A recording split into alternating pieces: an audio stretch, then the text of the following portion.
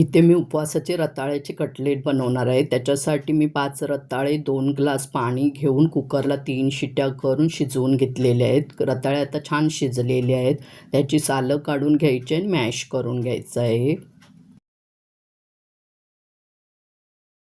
अर्धी वाटी साबुत तांदूळ घेतलेले आहे. स्लो गॅस करून छानपैकी भाजून घ्यायचे आहेत.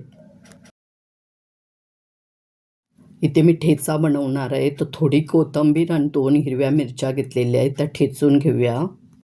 साबुत तांदूळ आता थंड झालेले आहेत, तर ते मिक्सरला बारीक करून घ्यायचे आहेत.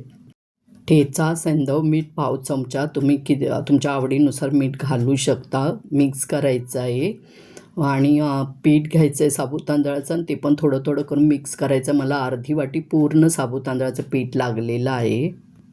आता पिठाला तेल लावून छानपैकी मळून घ्यायचं आहे आणि छोटे छोटे गोळे करायचे आहेत. तुम्ही कोणत्याही आकाराचे गोळे करू शकता. ते गोळे मी दाबून पसरट करणार आहे आणि शॅलो फ्राय करणार आहे.